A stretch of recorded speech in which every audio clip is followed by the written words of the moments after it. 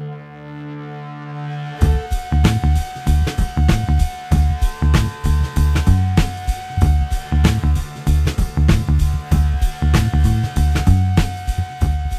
just like to welcome everybody to the Nightly News podcast. We have a very special guest today. In fact, probably our most high-profile guest that we've ever had here on the Nightly News podcast. But before we introduce our guest, I would also like to introduce my co-host for today, Lawrence Wilson.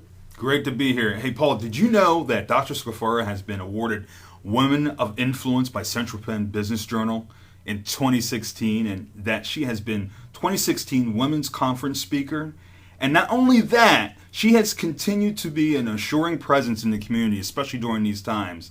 All of this while gracefully carrying her responsibilities as Central Penn College's president. Isn't that awesome? Unbelievable. We're so fortunate that we have, and Lawrence sort of let the cat out of the bag a little bit, Dr. Scolforo, president of Central Penn College, here joining us today on the podcast. Thank you so much for having me. I'm so delighted. This is actually my first experience ever being interviewed for a podcast, so I'm delighted to be involved with this process. Well, certainly you were one of the original catalysts of the creation of the Nightly News, which a lot of people do not realize. As a matter of fact, I remember probably about 2 years ago having a conversation with you, and it may have actually been one of the first times that we spoke to one another in the employee lounge area, and you'd ask me to introduce myself and tell what I was up to, and that was when we were originally coming up with the plans for the Nightly News. And you gave us your blessing and have since helped us in many, many different ways to be where we are today. Before we get started, we'd just like to thank you for your certainly your support, but also actually helping us physically in several different ways that we will probably mention throughout the course of the podcast. You know, Professor Miller, a lot of people don't know this about me, but I actually spent 6 years as a journalist. Wow. And so I really have a great appreciation for media coverage and interviews and all of the things that you guys are trying to accomplish with the Nightly News. So it is a passion of mine. Awesome. And, you know, we're coming up on our almost, at the end of this term will be our 1 year anniversary. And it's, you know, without support from people like you, I don't know that our first year would have been so successful.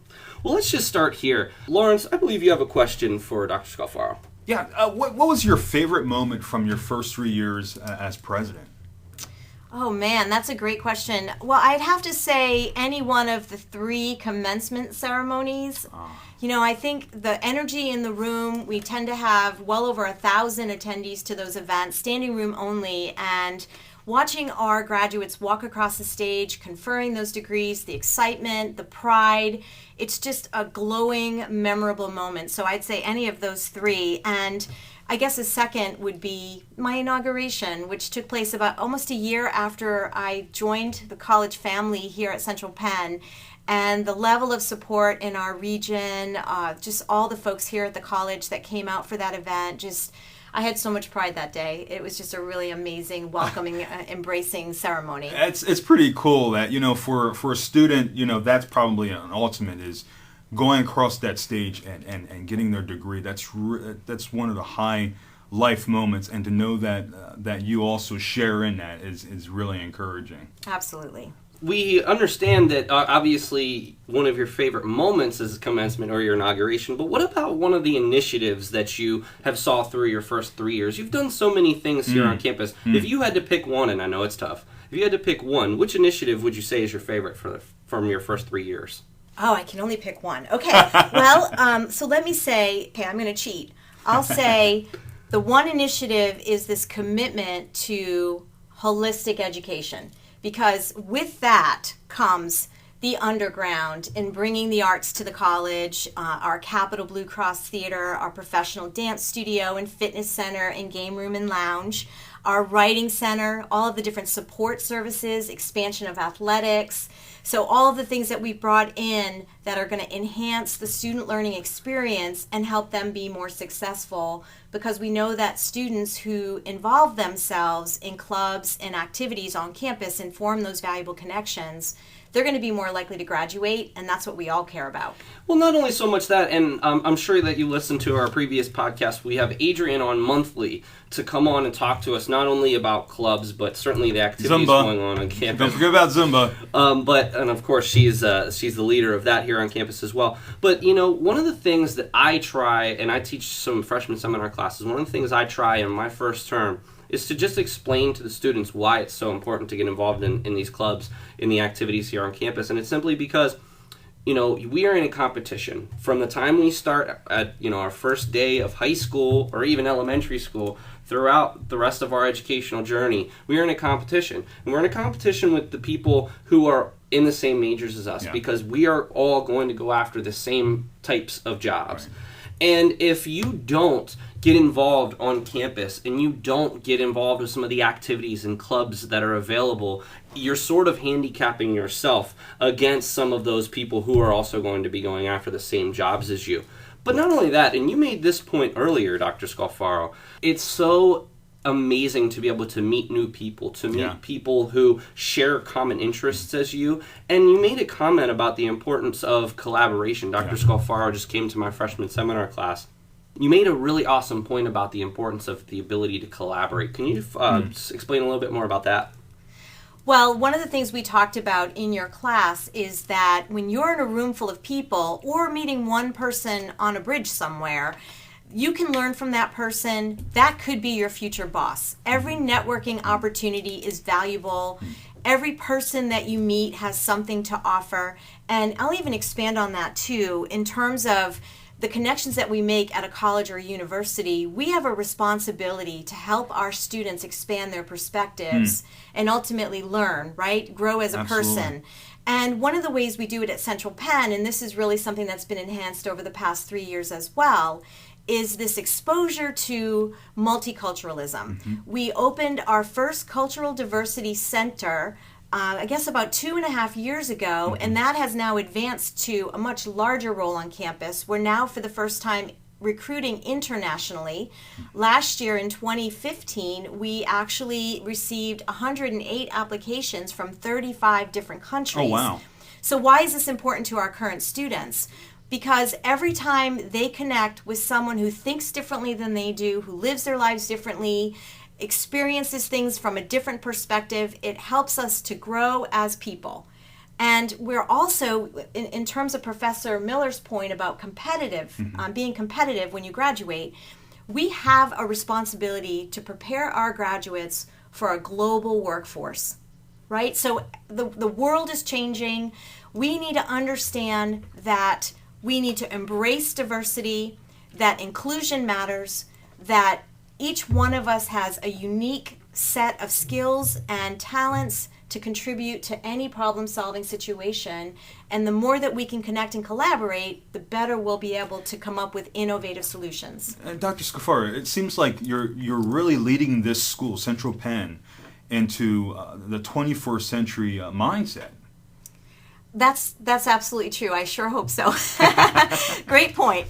As a woman leader, and it just brings me, this also, as you talk here and share with us, as a woman leader, how do you think your position helps to inspire other females, both students and professionals?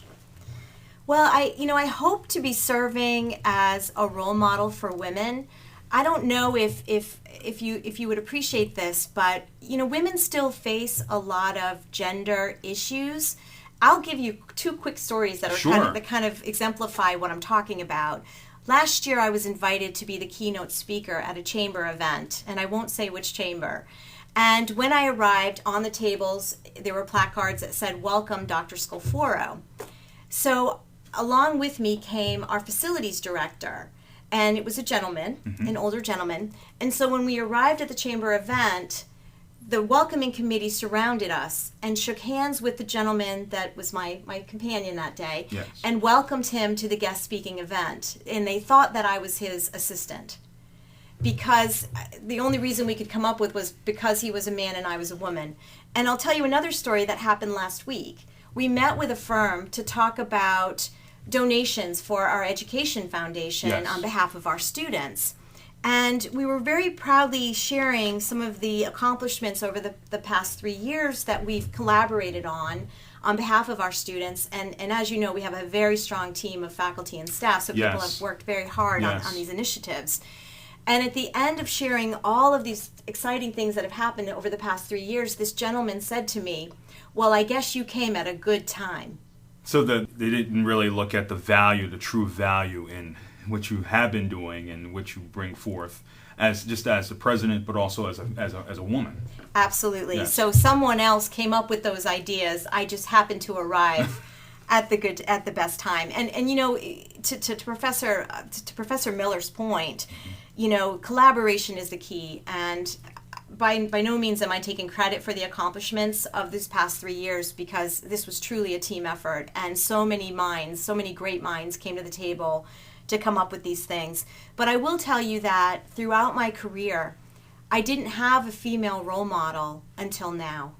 And I'd like to share that with you. So throughout... How is that? Well, you know, you're hard-pressed to find a lot of strong women leaders in industry, and certainly we're expanding now, and you're probably up to about 25%, and I don't want to quote a statistic because I Sure. don't have that in front of me. But I will tell you that I've always worked for men. And now I am blessed to have our board chair for the college is Dr. Carol Spigner. And Dr. Spigner, she's an amazing role model in so many ways, because not only was she a professor at the University of Pennsylvania, Sure. She actually led a number of federal initiatives in regards to social work and helping families to be successful, helping families to grow and to survive in today's world. And she teaches me so much about things like embracing differences, multiculturalism, just really in a lot of matters. She's a confidant. She is someone I can trust. She is someone who can provide me with guidance and help me see a situation differently. And, you know, I often quote when I speak in public, Madeleine Albright said, "There's a special place in hell for women who don't help other women," because the reality is one of the reasons that women have fallen behind in terms of progression Sure. in careers is that men have graciously accepted and recognized the talents of women way before women have. And Oh, there's a thought. it's really fascinating. And I think, you know, if you look at history, men were able to see the strengths and talents that women brought to the table and embraced that and really worked hard to raise women up. Where women, if you look at some of the scholarly research, there was one study where women were put in a room and men were put in a room, and women stood up before them to interview for positions that were traditionally determined to be more masculine in nature. Sure. So such as engineering, some of the STEM type jobs, Right. even construction. Where the men were willing to embrace a female candidate, the women were highly critical. I believe that is changing. I will tell you that Central Penn College has a lot of women leaders here, very strong women leaders, Yes. as well as very strong male Sure. leaders. And so I think that combination and that sort of embracing the many different talents, regardless of gender, is really helping us to move Dr. the college forward. Scolforo, one of the things as you're sharing this makes me think of is it looks like an emphasis needs to be put on mentoring. That's Would that be correct? That is a wonderful point, and you know, I'll bring Dr. Spigner up again. Yes. She tells the story of a young woman who, in essence, stormed her office one day and said, "I know your background. I know what you do. I need you to be my mentor. Please say yes." And as Dr. Spigner said, "How could I say no?" And it's really made an impact on this woman's career because Dr. Spigner had so much to offer. And I think the more that we can mentor, but not only women leaders offering mentorships, Sure. but folks who are seeking them, to be bold enough to ask for them, to really set their sights on someone. And by the way, it doesn't have to be gender specific. Sure. You know, maybe a person relates to the skill set of someone of the opposite gender or of another gender and chooses to seek them out as a mentor. But the key is exactly what you said, seeking out a mentor. I think that is the key, I Lawrence. like that. Dr. Scolforo, and another one of the initiatives that has been going on over, I would say, probably about the past year or so, is something that I've heard quite a lot about. It's called the East Pennsboro Regional Connection Study, and that's there was a recent town hall meeting. Can you just talk about what some of those things are, and what maybe initially, what problems were initially voiced at the beginning of the process that told you that this is something that needs to be spoken about? Okay, well, I appreciate your asking me about this. Back in 2014, I served as the keynote speaker, the breakfast keynote for the PA Regional Summit, and that was a cross-industry program that invited in, I want to say by lunchtime we had about 600 attendees to that meeting. My morning keynote address, I spoke for about 45 minutes about the future of the college and the township. And we've worked very hard to form strong partnerships with the East Pennsboro Township Manager and Commissioners. And we have this vision to build a downtown Main Street. So during that engagement, I talked about bringing sidewalks and bike paths and more connection to the region on behalf of our students and the township in general. After the keynote address, I was approached by a member of the Tri-County Regional Council. Yes. And they talked about funds being available for a study exactly like this. And so we worked with the East Pennsboro Township, and the East Pennsboro Township actually applied for the grant money, which we were able to secure. And really the study is about the township on a broad scope, not just about the college. Sure. But it involves connecting 5 nodes, which is the Summerdale Tract, which is the corner of 15 and Valley Hill Road, the Summerdale Village, Central Penn College, the Plaza, and the school district. And in addition to that, the college recently acquired land directly across the street and eventually would like to see that land developed. And so we need to have a way for pedestrians to cross over safely. So all of these things were taken into consideration with the connection study, and the final draft was presented at the town hall meeting that Professor Miller spoke about. Yeah. So some of the things that came up is, I think what was really interesting is that all of the constituents that were solicited for this study, there was a lot of consistency in their points of view. Pretty much everyone felt we needed more sidewalks, we wanted to see bike paths, we wanted to see improved pedestrian signage and crosswalks and things like that. We also want to see increased transportation, public transportation, but maybe some modifications to how our students and our neighbors are catching public transportation. Sure, so that's that very important. That they're in a safe place, a dry place, and they understand the routes and everything like that. So the final report is going to be going before the Tri-County region shortly here at the end of the month. And from there, we would hope to be able to secure some grant money to actually complete some of these projects. But I will say that a lot of the projects will be on the college, especially if we look to do, one of the things that came up was maybe doing some sort of an overpass from where the Boyer House is across Valley Hill Road to the new lane. Oh, that'd be great. Yes. So. Again, you're utilizing I can't help but think of the word leadership here, and how you're kind of helping to forge the way in leadership. It's awesome. You mentioned the acquisition of the land. Did you want to talk about how that came to be for anyone that was unaware of that? How did we acquire this land?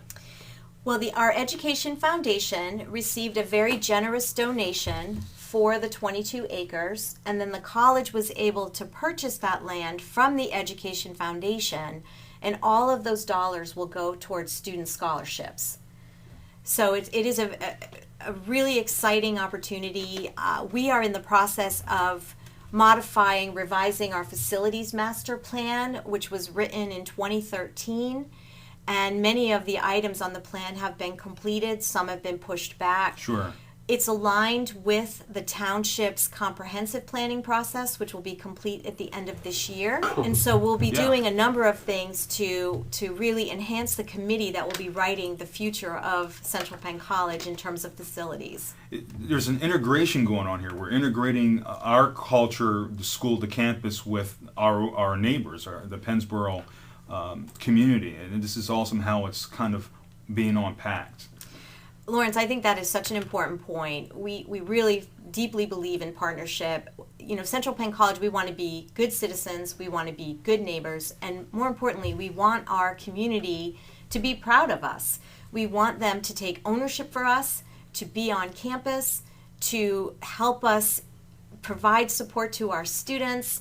And you know how I feel about this concept of family. Yes. We're a very tight-knit group here, and, our family extends beyond the borders of the college. And so the more that we can form these strong partnerships, the better we can build this region.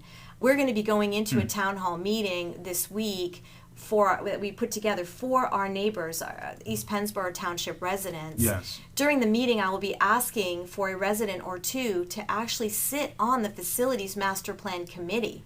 We plan to involve alumni, board members, trustees. We want to make sure that we have a lot of strong voices in that process, because we have to think of everything from infrastructure to technology to the way facilities impact the greater region. We want this to be a livable community. We want to see great economic benefits to the township, as well as a rise in property values because of all of the facilities upgrades that we're doing at the college and the impact of our graduates here on the region. What a way to build our community. What a way to build our region and even the state of Pennsylvania. This is awesome time, Paul. Well, what do you eventually, and obviously lots of things will be in the middle of where we are now and where you plan to be, but what do you eventually envision this land becoming? Well, we have a number of initiatives that we're looking at. Nothing has been decided yet.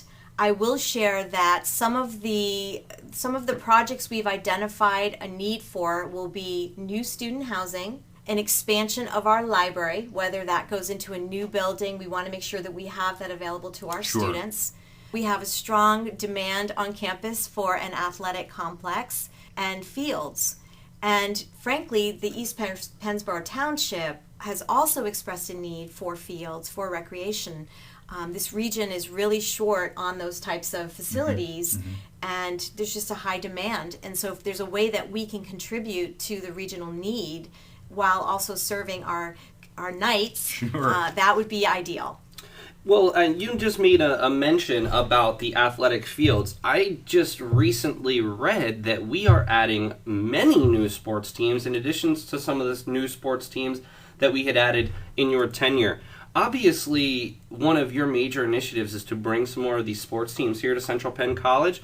What, and maybe why, and what sort of positive impacts can be had from being a part of a college sports team?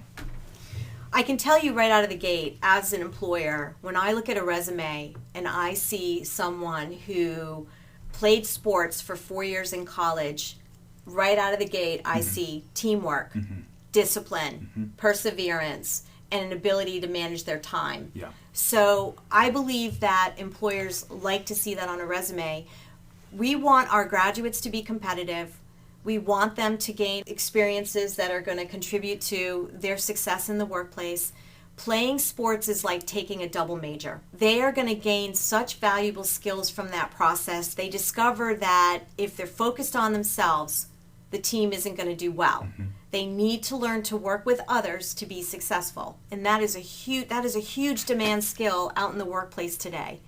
But then on top of that, they need to be at practice on time. They need to work as hard as possible. They need to persevere through the hardships. Sure. They need to be able to accept rejection. Sure. They need to be able to recover from failure. Think about it. All of these things are going to give them the skill set to be incredibly successful in the workplace. It's funny that you bring up those aspects, because it seems to be the aspects called for in real life. Absolutely. Dr. Scolforo, both Lawrence and I and the entire media club would like to thank you so very much for taking time out of your day to be on the podcast. You know, we would certainly open the invitation to you to come back in the future and talk about any initiatives that you would like to.